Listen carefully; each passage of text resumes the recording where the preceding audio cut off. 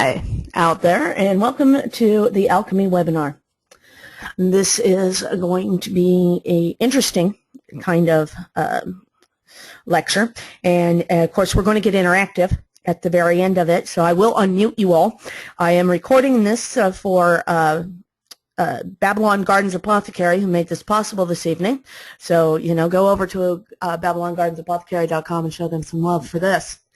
Because you've got a master occultist and alchemist playing a great lecture this evening with you. I'm not playing, I'm live. So I'm going to try to do this.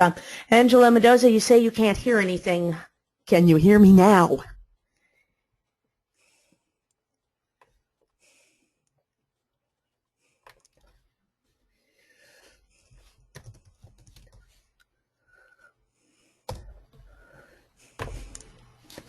Can everybody hear me? I'm hoping you can. It says that I'm playing, it says that I'm live, and it says that we're being recorded. Oh, okay, I can be heard. Thank you so much.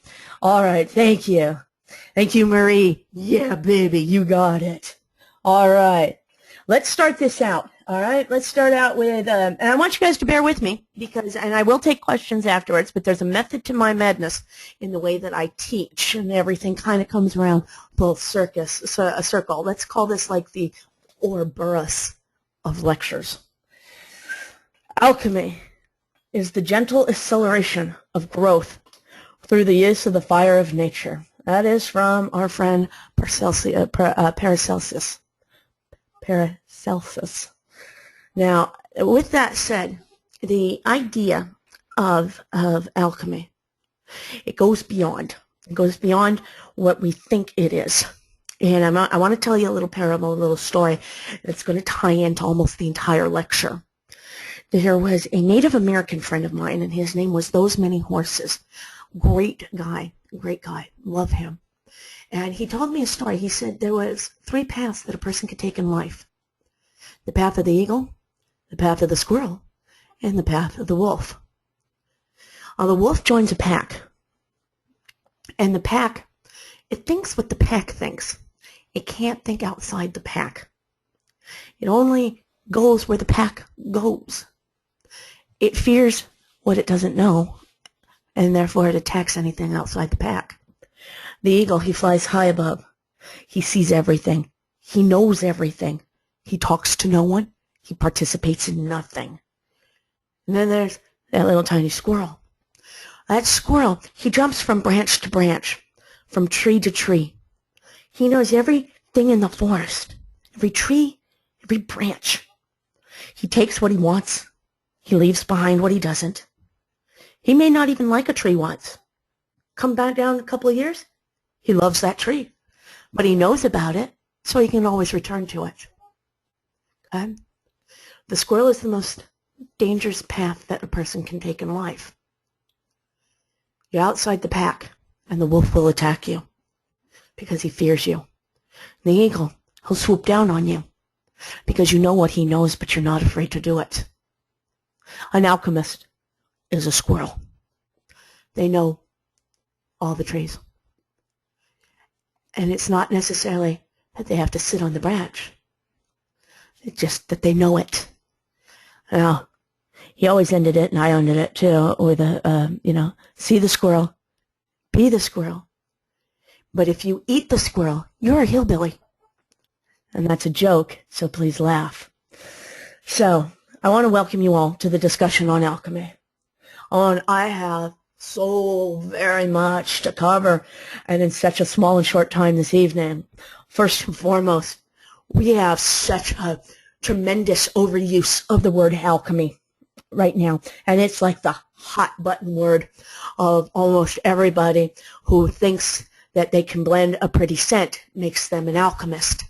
And alchemy, so much more than just a scent. Alchemy goes so much more deeper than that. And there's another one that's coming up, and alchemists know this, and I know you guys know this, okay? It's called Spagyric.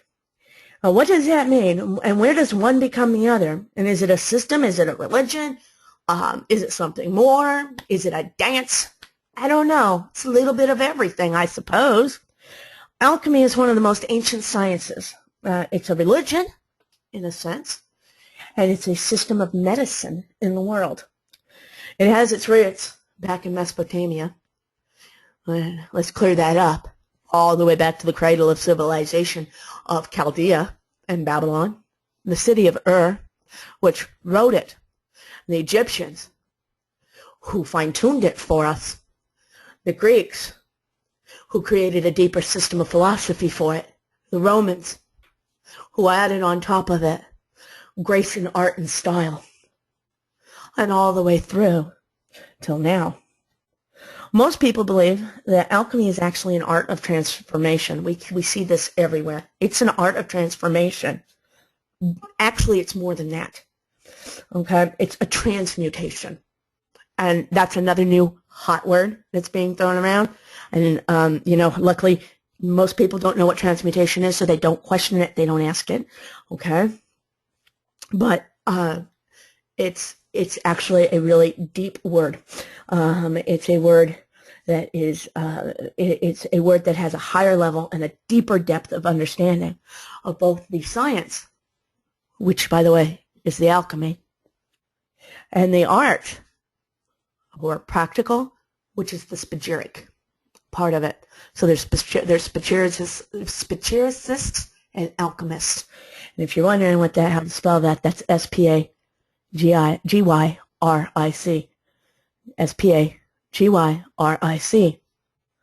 Okay? Now that's actually a really great Greek word, and it's a combination of spao, which is to separate, and iero, which is to combine, meaning to transmutate any given organic item from one unity to a higher format of unity. You break it down, you build it up.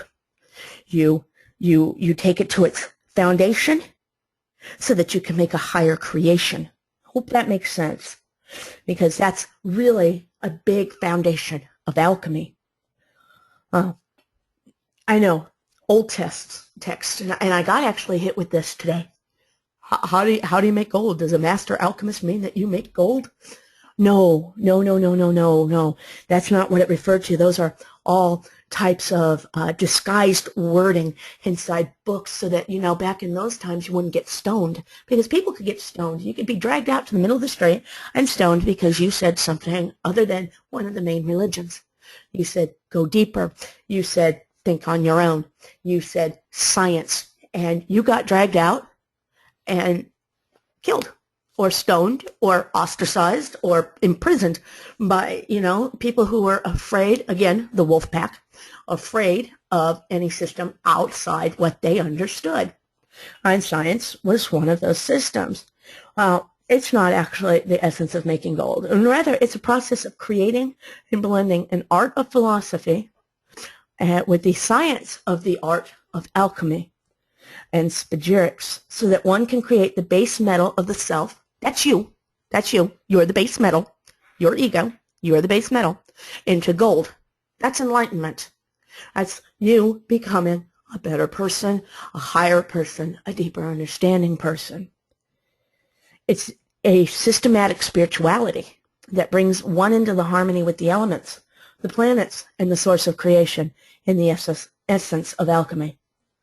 Once obtained and understood, one then creates and blends to have like a cosmic creative force of, let's say orgasmic heights in the Spagyrics, which is the practical side, without first understanding most of the philosophy and how the plants, minerals, and planets, and dirt and leaves and flowers and trees and barks and bees and birds and lions and tigers, oh my, actually work together in each system. One can't actually fully understand the practice of alchemy. Alchemy is actually all and none of the philosophies. It takes into consideration all and every path, every theology, every philosophy, every religion. And a true alchemist is that squirrel in that story I first started with. Okay, so with that said, I hope that we've got this going, because I want to go a little bit more intense here. I want to define Spagyrics just a wee bit more. It's the practical application of the cosmology of alchemy. Well, that's a big sentence, and thud goes a lot of people. Not so much. Cosmology of alchemy just means everything that it contains. You don't have to be a master philosopher or theologist or even an anthropologist like I am to actually get it. You just have to have a basic understanding of what's going on in each path. You can get that by really studying each tree of life. Because each tree of life is actually one tree of life. It's so amazing. It really is. Because each tree of life is really just one tree with many branches coming off the trunk. Okay? We all begin in one place. We're all trying to head to the top place, enlightenment. I once had a teacher that told me it really doesn't matter how we get there, as long as we get there. We beg, borrow, steal from every religion all the way up. Okay? Do it, make yourself happy. Alchemy remains the constant in every single branch. And that's why alchemy is the most important to know and understand. And when you're learning the philosophies, you're not learning them so much to practice as you are to try to understand where their tree is so that you can understand the alchemy. Alchemy is actually the basics of the enlightenment. Philosophies are simply the little tiny keys that you pick up on the way up the tree to understand better the alchemy of true cosmology. It is purifying. Now, one is theory, and the other is practice. Alchemy is theory, to be honest. Spagyrics is practice. But you can't practice without theory. Theory just makes you an eagle. Practice makes you kind of a rabid, chaotic squirrel without any theory behind him, falling off the branches, running into the trees. Thud. Great. You know, we've all played that game. Close your eyes, run through the forest, poof, you hit a tree. It's kind of like that if you don't have any theology behind you. Okay? And I don't care. You just choose a spiritual system. You don't have to marry one. You can marry one if you'd like to, as long as you keep other ones as mistresses. But, you know, if you don't want to marry any of them, you don't have to marry any of them. It truly does not require you to. And that's what's so great about this. Okay? Spagyrics is the process of actually creating philosophical oils, incenses, sprays, candles, etc., that are actually made in harmony with the nature of the substance being worked with. You know, mainly, you know, what we can see, minerals, metals, and plants. If you can lick it, we can make it. If you can't lick it because you'll die, I don't suggest you wear it. That's just a rule of thumb when people say what you shouldn't wear. It's often referred to as medicines, and most people think of themselves as a kind of healer when they're doing alchemy. And yeah, in a sense, you are. You're making this great spiritual medicine for somebody to heal a part of them, to create a part of them, to strengthen a part of them. But it's actually more than that, too. You're not just simply some New Age person running around going, oh, I've healed you. Or a preacher, you know, you've been healed. This goes on a higher sense and requires a lot. A true Spagyricist, and thus a master alchemist, not only purifies and evolves a piece of matter, but it is purifying and evolving to themselves inside several systems at once. In other words, you don't just make something beautiful. You create something inside and out beautiful. And that's really a wonderful thing to know. This is what makes alchemy a true spiritual system. Not only is it done external, but it's done internal. And thus, the quote-unquote medicine is actually embodied. This is a method in which all organic unity products are prepared. Most people state this like it's a 25-cent word that they picked up at the corner store out of some gumball machine. Please stop. There are really very few true master alchemists in the world anymore. There are alchemists. There are even some philosophy-specific Spagyricists. There's an exception of true master alchemists.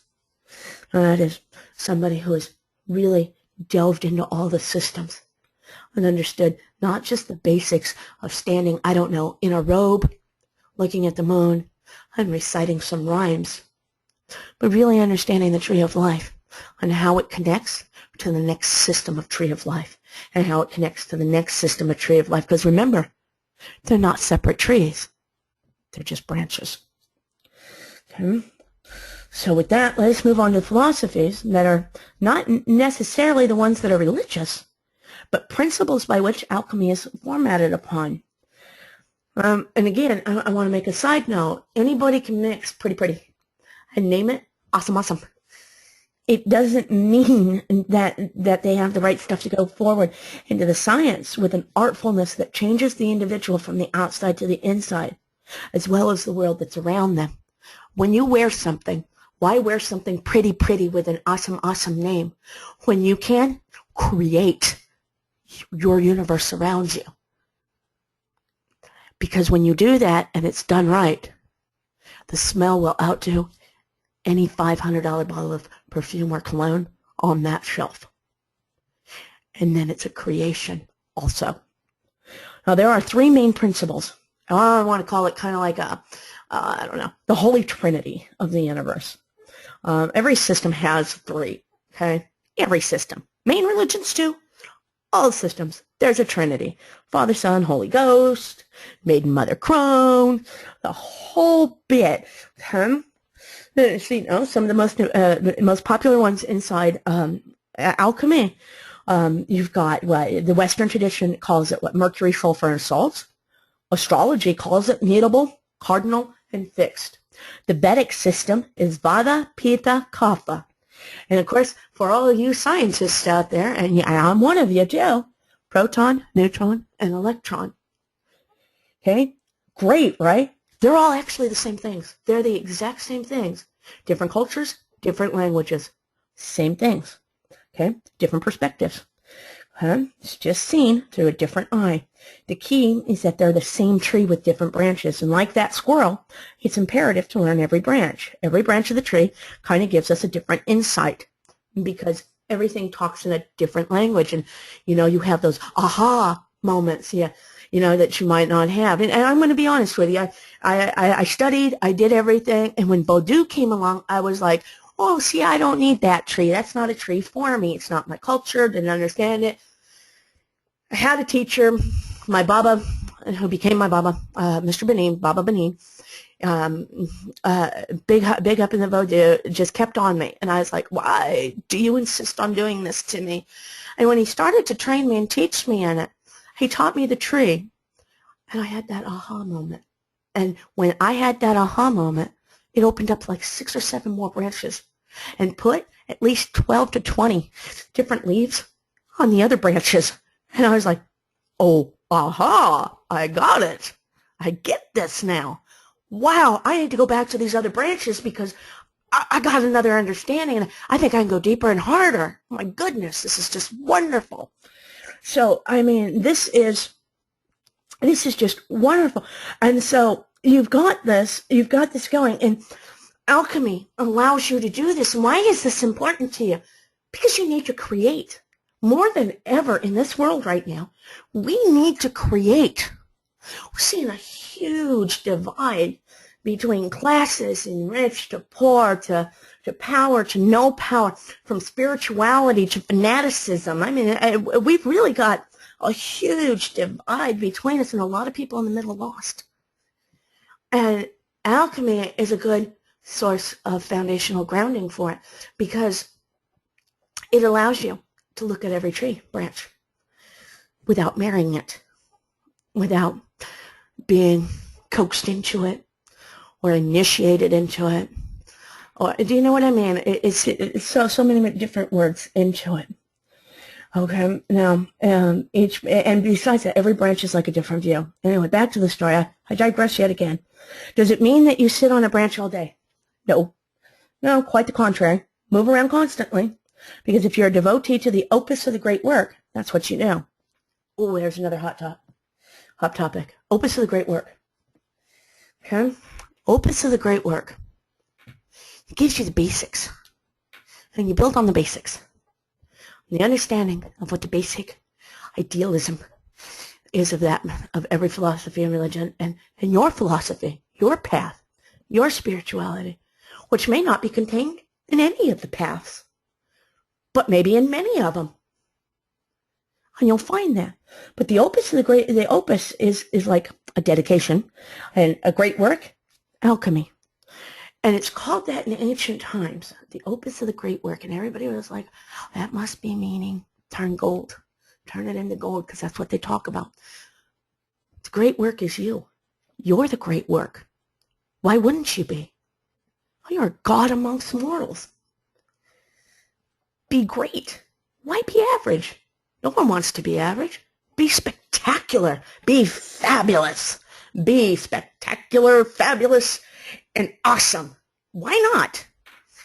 Alchemy allows you to do that, because what happens is you start embracing shadows, and you start building and becoming enlightened, and then you have this great outlook that no matter what path you're talking to, you're there.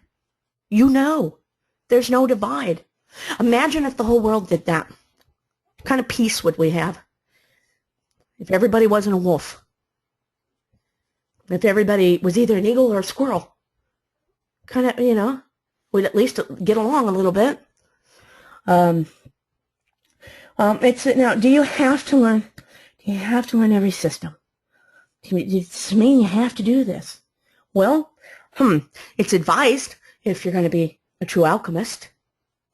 But again, you don't have to if you choose not to, or if you don't have the time to, or you don't have the resources to. And I don't want to hear you don't have resources to it, because you guys have awesome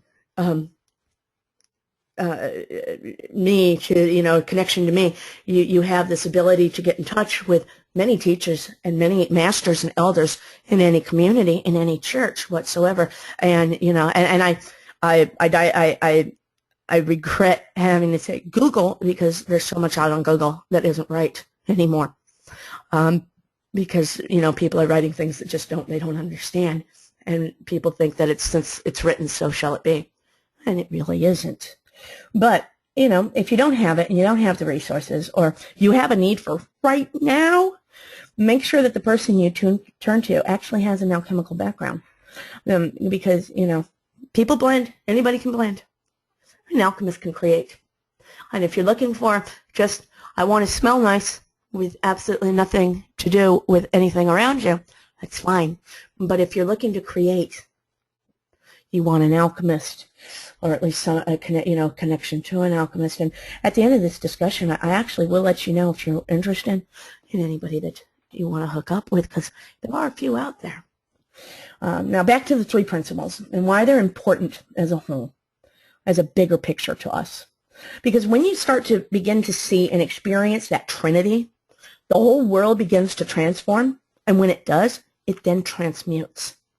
Seeing how everything relates to one another and how they unfold, patterns begin to emerge. And everything, and I know grown is mathematical in this world, okay? The science is a pattern constantly. And it's a consistent pattern. It's one that you can book on.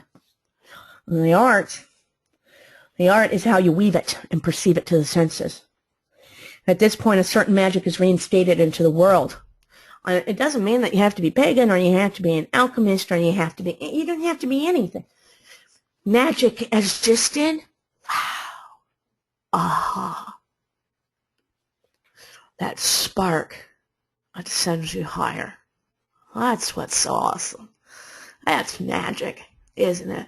When you create something and you see something come to fruition, and you're just like, I did that. I did that. I did that with just a scent that I wore, and a focus and an understanding. The three principles are a universal language that nature speaks to us, and it relays qualitative and quantitative information. What do I mean by that?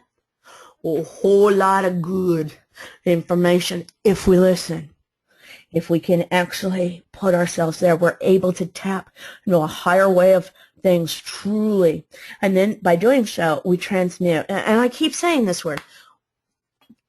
Good golly, Miss Molly, I keep saying transmute. And what do I mean by it?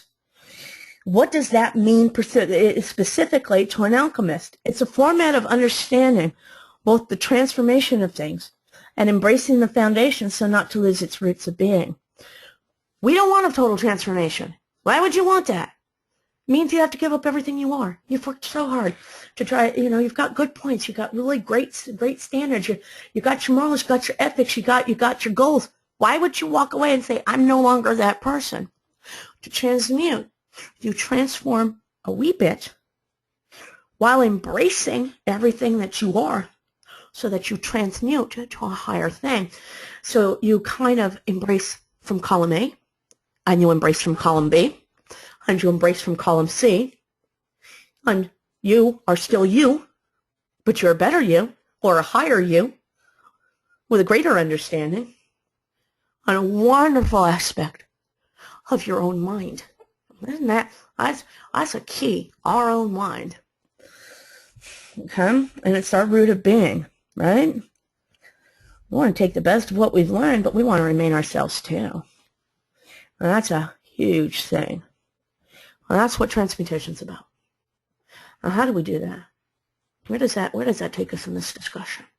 Well, I kind of want to take a quick moment to explain at least one of the most popular trinities. And that is the Western tradition, mercury, sulfur, and salt. Not the chemicals, but rather the philosophies that these three words embrace, which is actually kind of seen scientifically in the chemicals too. Funny how things work. Again, alchemy predates any type of medicine and science world anyway. Sulfur, it's a harmony of air and fire elements. Within our bodies, it's our soul, however you define your soul, that essence of your unique expression of the life force. It's going to depend on your particular philosophy, and alchemy does not define it to your philosophy. Because remember, alchemy itself is not a philosophy-specific journey. And we're all just travelers on this road. But it is our individuality, our true essential nature, our essence. It's the flame of our awareness and knowledge. Okay?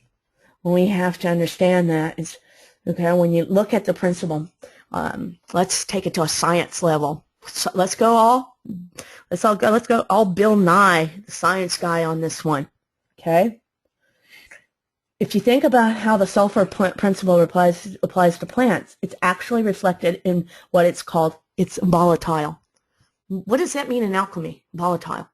It's so simple. The essential oils. That's it.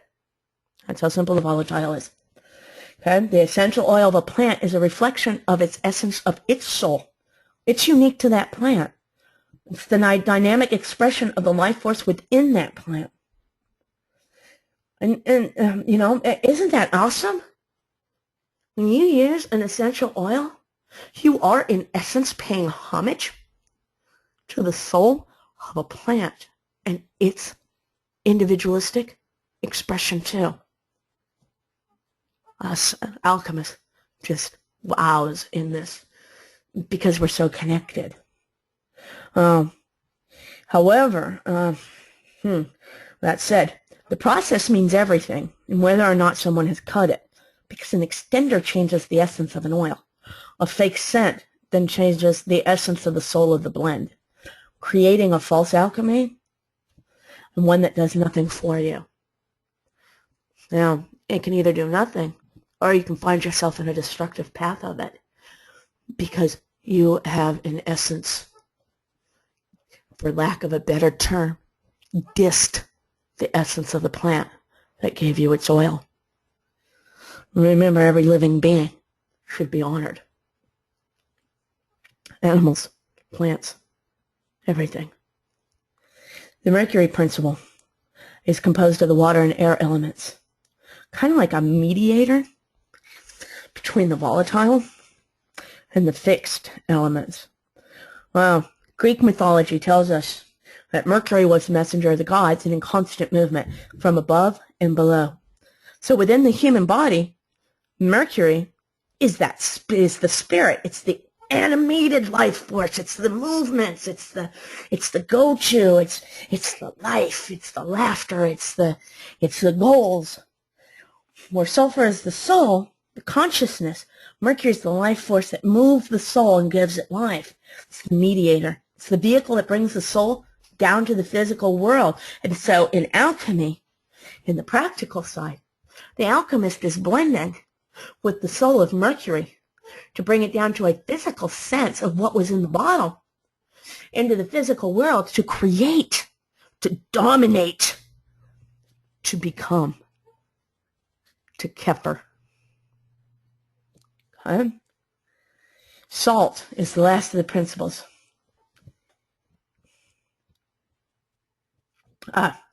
Mercury is the Roman messenger. Greek Hermes is the Greek. I just got corrected. You're right. It is. Mercury is often seen, in early Roman mythology as the Greek god, and is considered through the alchemical sense as being both Greek and Roman mythology. If again, those branches kind of intertwine on mythology because they were so close together. But thank you, Alice. Because I'd like to clear that up, because Mercury, yes, is Roman, but in Greek mythology, Hermes didn't do what the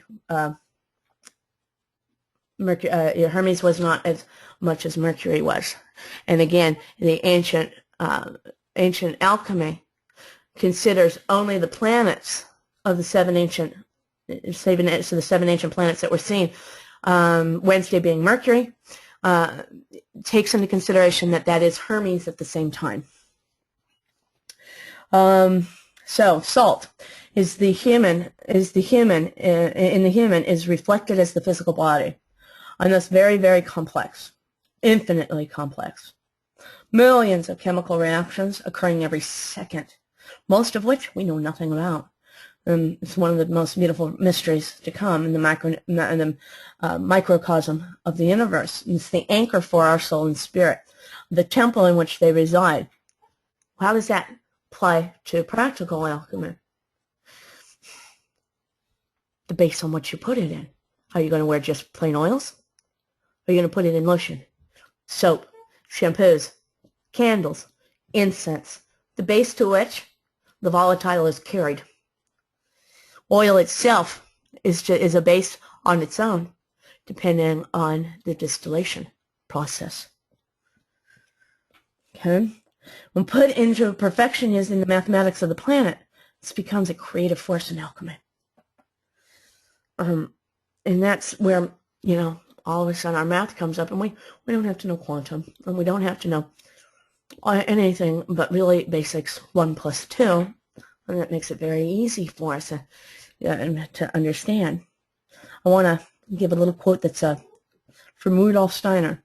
Although it is true that the secrets of the outer world disclose themselves inside us, in the spirit we step outside of ourselves and let the things themselves tell us what is significant for them rather than for us. That's a big statement. Big statement. Every single aspect of a plant is communicating its intelligence to us in unique ways.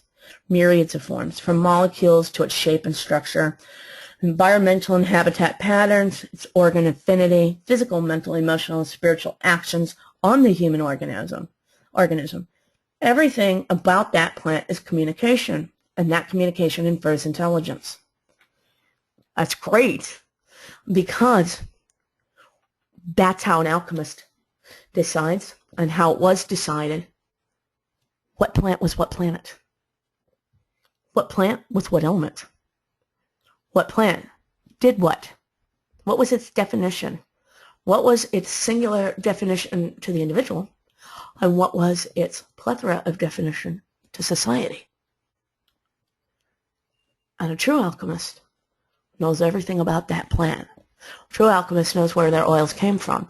A true alchemist knows where the philosophy came from and the culture, not what it's developed into and not what we see now, but its truest form and everything about it.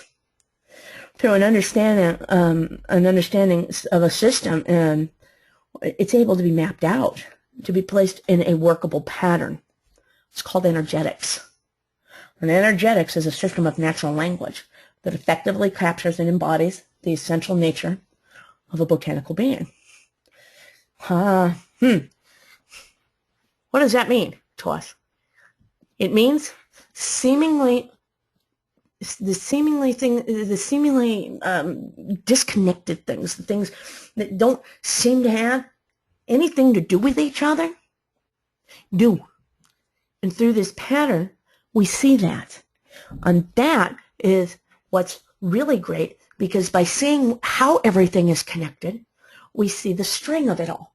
We can follow that string, pull on that string, play that string, connect that string, create that string for ourselves. Okay? Because then it's not a whole bunch of jumbled, chaotic things. And that's what's important in the natural world, because we want to see the unity of the natural world. Establishing and building a relationship with a plant is so very similar of doing it with a person. Well, I'm going to say it's easier because a plant doesn't put a knife in your back. And that's what makes alchemists kind of lonely and offset and stand backish and watch everything. Because we like to see the strings. We like to see the connectiveness of everything. But we like to have a relationship that's true. And just like with a human being, you're going to find that some interactions with plants are slow, steady, and gradual. You might head it off with a plant really well, just like you do a person. Plants, like people, can be very outgoing, talkative, and expressive, or they can be more quiet and reserved. It's like any relationship, really. You nourish it. You tend to it. It's a discipline and a spiritual practice in that sense. Understand that no plant has one aspect to it, and therefore not one plant has one planet assigned to it. And those that teach that have no idea what alchemy truly is, or they're binding you up in their philosophy. I don't like that. Again, many branches. Be the squirrel. A master alchemist's relationship with the plant includes knowing everything about it, harvested, planted, water necessary, breeding of it, how it transfers, how it becomes. You know what I mean? Its culture, its area. How has it worked throughout history in any and all religions that it's come in contact with? Only through that format can you truly get every aspect of the essence of the Spagyrics of alchemy. Also, through this relationship, you learn all of its planetary crosses. Planetary crosses and aspects. And why is this important? Why is that important? Why do we need to know all of them? Do we just need to know one? Oh my God. No. Why? It's necessary to know every single cross. Of course it is. Every cross in the ancient arts of astrology and planets have their own unique essence or soul of personality that they bring to the table. Each planet has a depth and highly dimensional personality. These planets then work with each other to guide the other to a more precise society influence.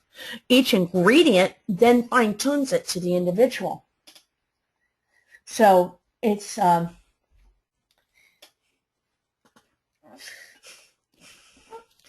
So, you know, you want your basics down, the foundation. And if you don't have the basic understanding of the plant and its essence, you lose its creative properties. It's kind of like saying, Charles Manson is a great singer. I'm going to invite him to turkey dinner and his family because they all seem to love each other without knowing exactly everything about them. The whole thing. Oh, I just know that he wrote a great song. Do you know what I mean? You do that with a plant. You do that with a plant. If you say, look, I only know that it's sun and it does success. Yeah, okay. All right. But what if it brings something to the table that you didn't want? What if it brings more to the table that you do want? What if you wanted to fine-tune some of its other aspects? Without knowing them, you actually can't do that. And when you take the essence of a plant or a tree or a flower or the soil or minerals or anything else, and you use it, you don't get to say to it, I like that, but I don't like that, so please don't bring it to the table. It brings everything to the table. Knowledge is power. Power is creation. Mathematics is the key to the patterns that bring you that knowledge. Science, the art of weaving it, will give it to you in the best way. Okay? The process is to make the oils. Ooh, that's a tricky one. First, you want to cover what people call essentials. You do know that, and if you don't, you should know that any oil that is made even with an essential cutter can still be called 100% essential. In other words, somebody can take 3 drops of frankincense oil and place it inside baby oil or olive oil or hemp oil or apricot kernel oil or any of those carriers and still tell you it's 100% frankincense. The law allows that. Well, and most people say it's 100% essential frankincense. Well, yes, it's 100% essential, and there is frankincense in it. But again, if we've extended it, if we've cut it, we've changed the essence of its soul, and that kind of kills it.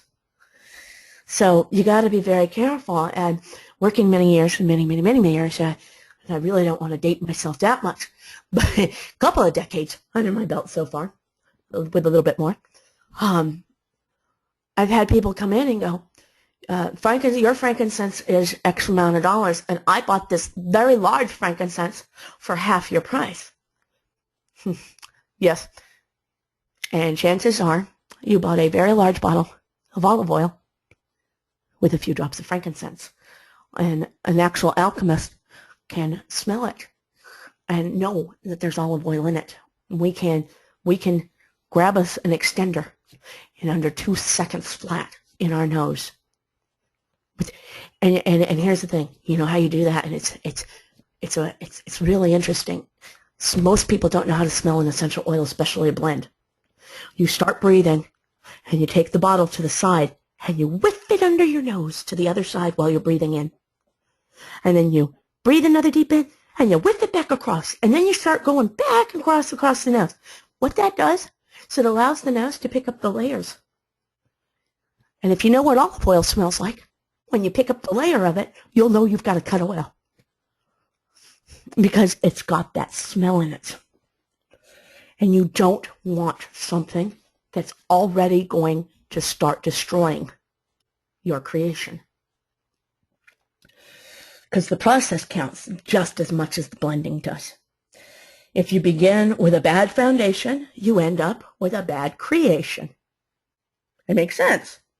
Extenders, cutters, fake scents, bogus essentials. All of these make for a bad creation.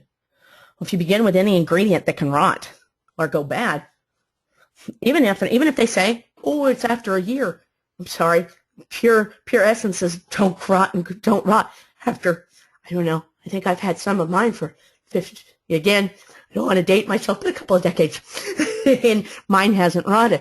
Why? Because there's nothing bogus in it. But think about it. If you start out with something that says on day 1, you start a countdown to rot, to go bad, to disintegrate, what are you saying about the creation that you're wearing it for? You're already starting out to rot. That what you're building has a shelf life. Sorry, my prosperity, I don't want a shelf life for it. My success, I don't want a shelf life for it. My love life, I prefer it not to have a shelf life. My knowledge, my health, I kind of would like it not to have a short shelf life. Do you know what I mean? This isn't what I'd like from my creations. Because, you're putting forth that in your work. You're at a point of disregarding any connection that you have with your ingredients. You have failed the essence and the soul of what you've taken from and yourself. the creation of it all, the connection of the essence, all has to begin with a great foundation. Okay? Great stories, love them. Love the stories behind any blend. Love it. Okay? Great names, vibrations, love it. I love to say something fancy. Okay? It's wonderful marketing schemes too, I guess, for the people that are kind of doing things that are running in a bottle. But, and I love a great story, but we actually need to get back to basics. We really do. We need to reconnect ourselves to what is around us. With that said, truer alchemical words have never been spoken. It's a sense.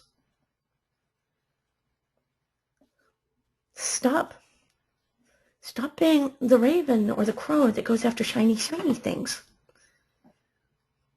Be deeper. Alchemy's deeper. It's more than just a hot topic word, a hot button word out there for every site to throw around. And then try to give you something that says, I put some scent in it. It doesn't exist in the essential. There are certain scents that just do not exist in essentials that are true to a form. So, with that said, and we've gone through the essential oils, and we've gone through cutters, we've gone through extenders, and we've gone through everything else. Steam distillation versus cold press versus hot press versus atars. And I want to go back just for a second. Okay? So many people put in, well, it used to be they'd say, I put in a grapefruit essential. You know, for the longest time, there was none. They just started making it. They just finally got it through to be an essential. And usually it's an attar. And I'll explain what an attar is and why it's so wonderful right now in the system of alchemy. But say, watermelon. You got to be joking me, right? You know that there's no watermelon essential. None. That's a scent. Same goes for cucumber right now. That's a scent. It's a chemically induced scent. It's manufactured by scientists in a lab with no essence, no soul to the actual product. Okay? Steam distillation of a plant takes hot steam, breaks down the plant into what's called its death so that it can create an oil. I prefer not to have steam distillation because, again, I don't want the death of something in my blend. But it is a good distillation for some of the harder things to break down. I like cold-pressed items because cold-pressed means that you freeze it, well, you make it cold, and then you kind of heat it up and you make it sweat. You give it a bipolar weather condition. And it breaks down naturally as if it was resembling time. You just speed up the process of time for it. It's a good process. Hot press. Hot press means that they put it inside a vat and they put a whole bunch of chemicals in it to break it down. Then they boil, just boil the hell out of it. And they hope that they boil all the chemicals out. I can actually tell the difference between a cold press and a hot press. Okay? Because a hot press, you can actually smell some of the chemicals still in it. And then there's the tars. Wow, that is where I go all geeky on you guys. Because there are really only 2 or 3 people in the world that have mastered the tars. There's a lot of places that are now putting them out there, and they've mastered creating them as atars. There's only 2 or 3 people that have mastered atars to be able to transmute each of those essences into each other. Now an attar is actually put inside a box, placed onto the sands, sweated out through a sandalwood box of filtration. I like that. Comes out thick. Sometimes it comes out like tar.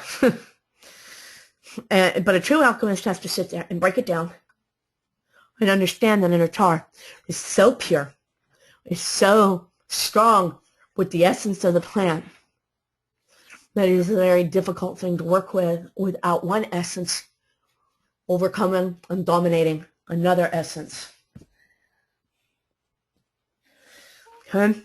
And the thing of it is like in attars, and in anything, some things you may throw petals in, and petals have a slight different aspect than roots. Roots have a slight different aspect than stems. Stems have a different aspect than leaves. Leaves have a different aspect than the resin.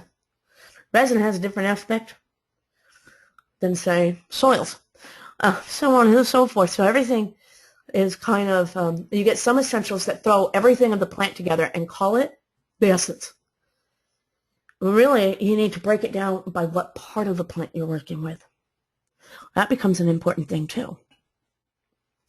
Very important thing. And so you have this great aspecting of wonderful idealism of how to do different parts of the plants. Because again, you're forming a relationship. And that relationship counts to each part. Because a petal will smell different than the root, of course. Right? Because you've got this relationship with this plant, the essence of the soul, do you know what you don't want to do as an alchemist? Biggest no-no. Murder the plant. Why would you want to murder the plant? So you really want to be careful on where you get things from, because you have a whole lot of unethical people that simply kill. Murder. I don't want something murdered. I lose the essence of the soul or the plant. And I got to tell you something, as a living being, if you're going to take my essence, you're going to murder me to do it, you're not going to get a very friendly essence out of me. Let's think about that. Okay, there's no getting happy in the same shoes I got crappy in on that one, guys. Serious. You murder me for my essence, that is just not something you want to play with. That's just not anything good. And I hope that's understandable. Okay? So, now, how does this work mathematically in the Spagyric side? We all know that fire and water cannot be mixed. Anybody who mixes something like jasmine and cinnamon together, you're killing me. It's going to smell, might smell good in the bottle. It's going to smell nasty on your skin because you put two opposing components together. Same goes with Mars and Sun, with the Moon. Don't want to mix those. Sun and Mars, sure. Moon and Mars, no. Moon and Sun, absolutely not. Okay. A true alchemist knows the esoteric link between the two, fire and water. But as beginners, novices, or even a few years under your belt, don't try to play with that esoteric link unless you've got money to burn and you want to smell like a turkey farm. It's just not what you want, okay? So you want to mathematically make sure that your planets are adding up to a perfection of what you want as the bigger picture. So your planets act as your bigger picture kind of thing. Each planet has an element. The element then becomes the individual thing.